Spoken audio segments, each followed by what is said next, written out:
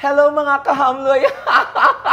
Welcome back to our channel. And this morning, padayon na ta sa ato ang istorya din hilang kang Leo Rivita. Og karon mga kaigalaan, atong masaksihan og atong maila-ila usa sa mga famous makeup artists here in the Philippines. And I'm very proud that she is from Tagum City. She is my kababayan and she is my kababata. Iyan.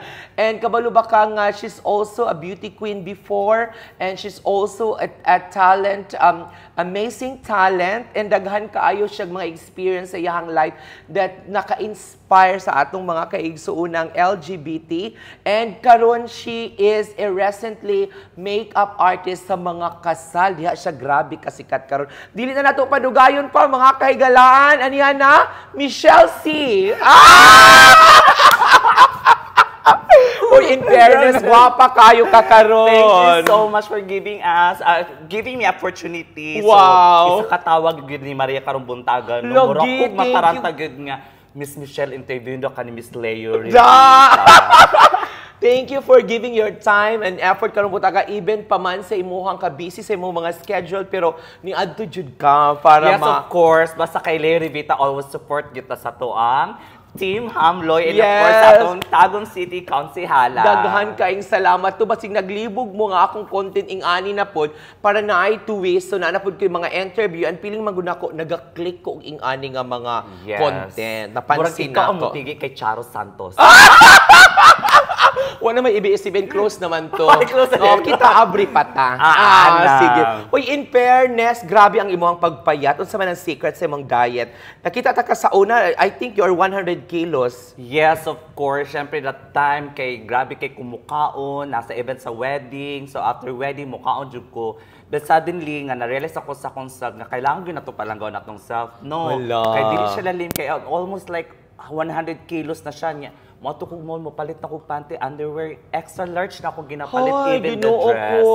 So maybe it's time na nga para ibalik na to ato ang maugid na atong kagulaan kung mudako na takaywa nagyumasigo sa ato ang mga sanina. No, mo ginatawag na customized na gyud. Unya mangita na ta permitig street sabol. So, mao to Leo nga ginabuhat. Every time nga nadyo kay vacant na time, so I do jogging sa New City Mall, skipping rope, magpasingot jud ko, and then gina-avoid na nako ang sweets, ang rice, soft drinks. Pero once in a while, gina-cheat po nako ang atong self kay usay kay ga-crave man tag food nga atong gusto. Correct, mao so, lisod man nga di po nato kauna atong gusto kay murag gina-suffer na kain na to ato ang self. Tinuod, actually ako jud Shell dili kay ko mahappy kung dili ko makakaon og unsa akong gusto kaunon. So mo nang dili jud ko basta-basta nga payat. Pero in fairness, tama naman payat nakakaroon. Pak. O, diba? Uy, nanukad yung ko gown kay kabalo ko magkita tanya mo gyud ni ako ang panukaron karon nga costume ug kading sandal na ko nga wa pa na impas pero hapit na siya maimpas. Lami kag Nina. Yes, speaking of Purya buyag in town, ibag ulang ako nag-order no sa delivery ni siya. So bag ulang yun. Speaking of sweets no, daghan kayong salamat. Purple Yum sa ilang bag-o nga product. Nga braso di Mercedes with ubi maong saray. So lami kaay ni siya. Termination sa kagamay. Okay na. So dili na nato dugayon no. Actually Michelle is my kababata and she is my kabatch. Ayan. So makita nato no nga siya na lang po isa sa mga nabilin sa amo ang mga batch kay ang uban nangamatay na. Unya ang uban, di ba? Grabe ang nangamatay mga batch na to sa una. Sila Kambal, sila Junjun Negra, sila basta daghan kay tag Jan Mariano, daghan kay nangamatay na. So ikaw still alive and kicking and still blooming and beautiful. How's your love life? Pero sekreto lang ang love life. So gusto lang nato mahibalan sa ato ang mga viewers if you are taken or single or byuda o unsa ba. Actually, murag ikaduha ko na byuda, karon kay taken na jud ko karon. Ay, taken na. So, secret lang ang imo. It's confidential. I mean, siguro sa relationship, di man gisyo tanan dapat nga gina-post sa social media. Tama. Nasa ginatawag nga low-key relationship. Yeah! Mo din ay low-key.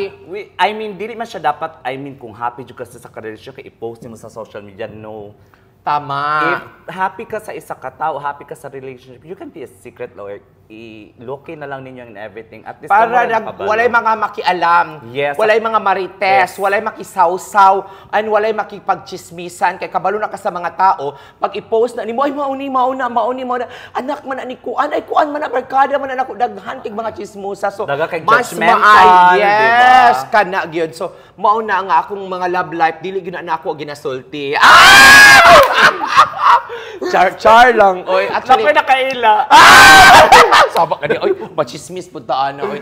Actually dili ingana pud ko siya, dili ko gusto na ma-expose gyud ang ako ang sa social media. Yes. Kay dili ko gusto nga ma-judge ang ato ang relationship. So, dili na necessary nga i-post-post pa diha oy nga nag-selfie kunuhay mo, gikisan kunuhay ka sa laki nya pagkahuman nangayo ra gyapon kwarta. No? Correct. Ang uban magpa-post kay mangayo. So, mas maayo na nga secret na lang siya, relationship. So, dapat mao na gid na ang ato ang ikuan karon di na nato ibalandra dato mga boyfriend diha kay magsikag balandra sa lumon pa na sa lain.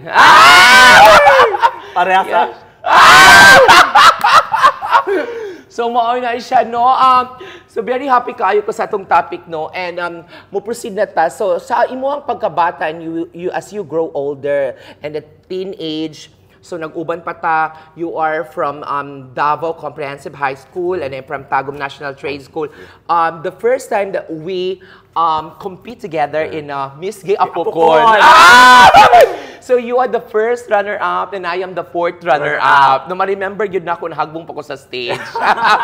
And before pag yun, gwapa na yun kadaan, ang imuhang beauty is very feminine and you're very performer. So, after adto, nawala ka for how many years? So, asa ka ni adto-ato? Kung sinahitabo sa imo, ha? Yeah, after that, nganing graduate ko diri sa high school, that time kay nag-join patag-pageants ato, always patag-asabay, kapanaygon pa ta, labo na karon nga December, premier ta makuig manaygon ta. After high school, I go to Manila and then nag-eskwela ko sa Ricky Reyes for Learning Institute. Nagtuon ko og makeup, nagtuon ko manicure pedicure, nagtuon ko hair cutting and everything. And after that, nag-work ko for 2 years.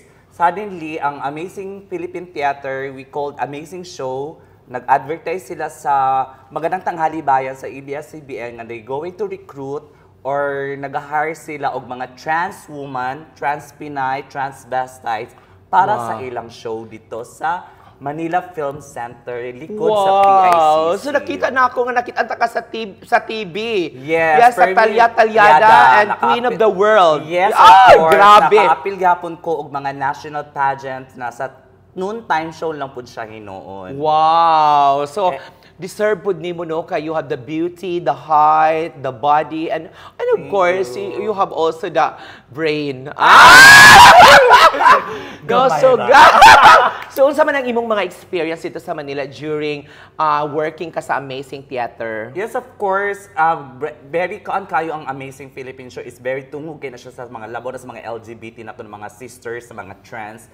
It because we do a show every night, twice mega show, and then we're so glad kay we're inviting tanang foreigners nga gato sa Philippines para mo-watch sa Amazing Philippine Theater or we called Amazing Show. So, buhat mi dito og show every night. Mura siya mga Las Vegas ang show, ang drama. Wow! So, nakita na ko mga gwapa, mga lamiglawas ang mo-appeal. Kung magpa-audition ko dito, madawat po ko ato. Yes, madawat yung ka dito. Hala! Actually, dagan po kong mga friends na to, diri ang nag-try with Tsara man akong nahibalaan. Pero okay at the time, siguro, di pa nila lucky that time mo, wala sila nakuha. Napoy ubad nga nakuha, pero wala nagdugay. Because you undergo also for training. Okay. Kailangan mo kabalo ka mo lip-sync, kailangan kabalo ka mo sayaw. dapat Kailangan ang the best nga ilang quality dito is performer ka. Sa pagkakaroon mo feeling na sa pagkakaroon mo wala na yata ang Amazing. Napagyapon siya, nibalik na siya. Nanapod Wow! Amazing Boracay o Amazing Cebu. Wow! So, grabe gyud dito ang imuhang experience nga mga nasinati, no? And speaking og sa imuhang mga pageant na ginaapilan dito and kabalo ko nga kabatch siya sa pageant, what is your opinion to the recently concluded Miss Universe 2023? Oh my God, it's really hard because we're all praying na makasulod gyud si Sa top 5. Sa top 5 si Michelle D because she really did her best Correct! to bring our nation, to bring our flag in the universe. Yes! Pero So, suddenly, nganong ingon napil gani man nga dito? ginaingon gani mo no nga panapanahon gyud na siya. Wa ka to gitikasan? murag ang makatubag rato si Madam Ann. Sawadee ka! Hello! Hello, universe! So, comment lang po na ako adto no is she was awarded as the Voice for Change. And she is also the Carnival Queen. And she is the highest fan vote of Miss Universe. Yes. Why is it that she was not given the chance to talk sa million of people? Dapat ato top 6 na lang for her to give chance to talk as a Voice for Change because siya ang pinakalami og advocacy. Yes. So mo lang ang ikasakit sa mga tao nga nung wala siya tagaan og chance nga makaistorya, dapat top 6 then top 3. But then again, human naman ang show. Congratulations MMD and good luck sa imuhang new journey na pud sa iyahang life.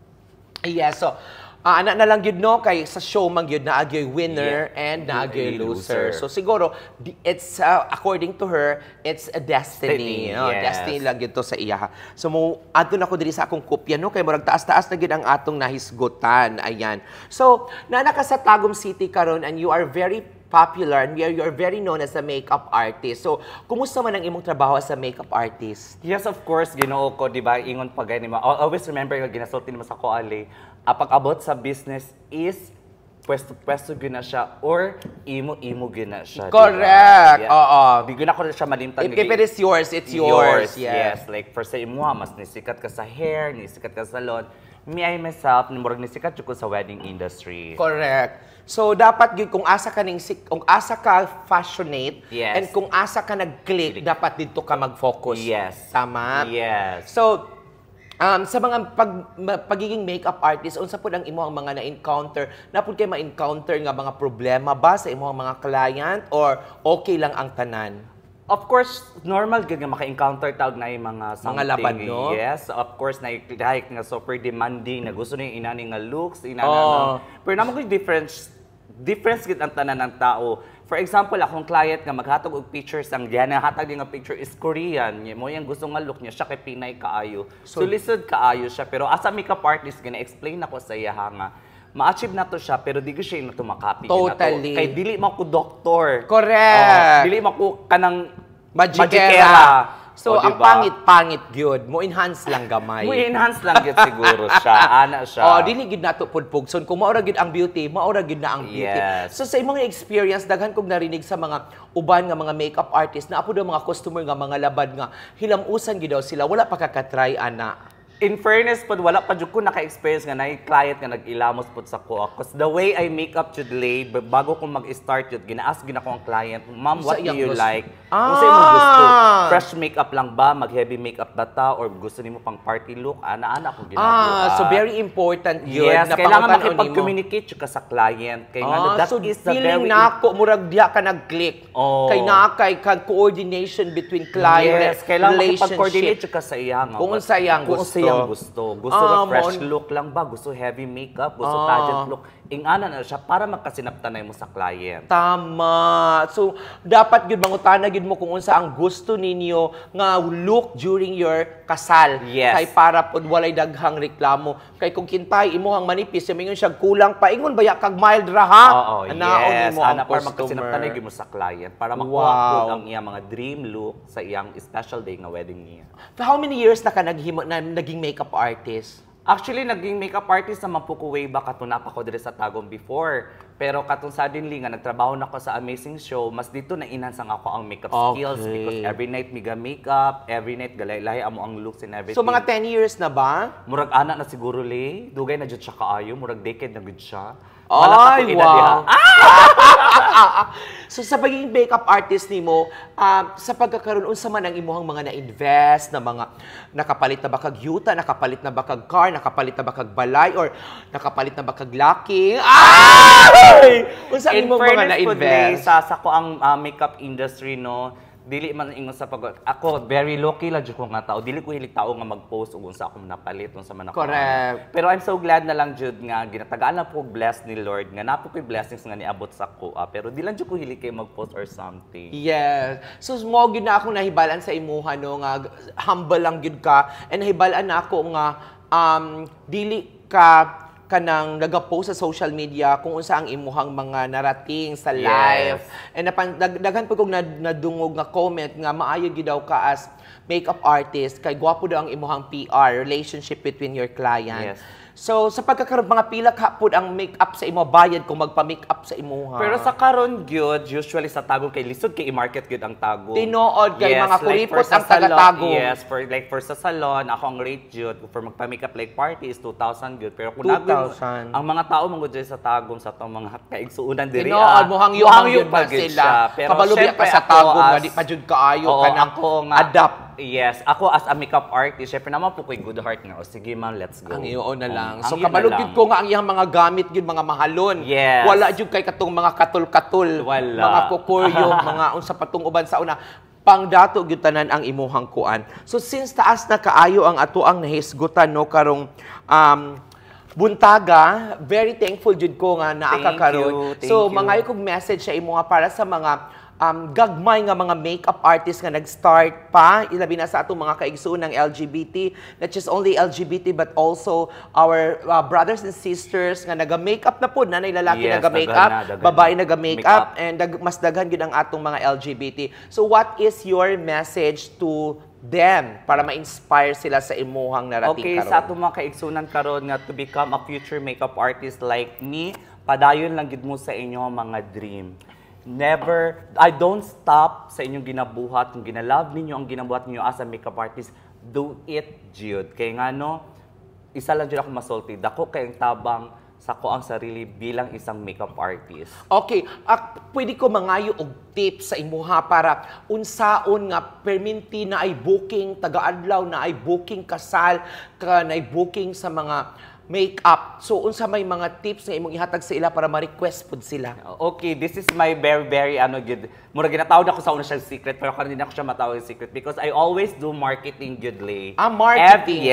Every day, namagit ay social media. Every day, kung kisa to mga client, gina-upload yun na ako siya. Tanang client na ako, nga gina-makeup pa nun that day, kailangan ma-upload yun ako na siya. Kaya di ako makita sa mga tao kung unsa gid imong work. At the same time, nag-ask for confirmation sa tong client nga mo nang I always upload nga na before and after. Wow! At the same time, napod siya video. So, mauna ko makita sa client, i-request, i-PM din ka nga, magpa-make-up ko. Yes, mo gano'n siya mo, tumunong siya ginatawag ang marketing strategy, gano'n siya dapat maningkamot po ta. Of course, dito magluyo of course, na may social media nga makatabang sa ato, ngayon i-market ang ato ang work. Okay. And dapat yun focus and determine of what you are doing in life. And if you have dreams, so never give up and continue chasing your dream always. Kay normal na yun na maabtang tagkakapoy, kalais sa kinabuhi, but kailangan nato labanan ang tanan mga pagsulay, inubanan sa ato mga pag-ampo.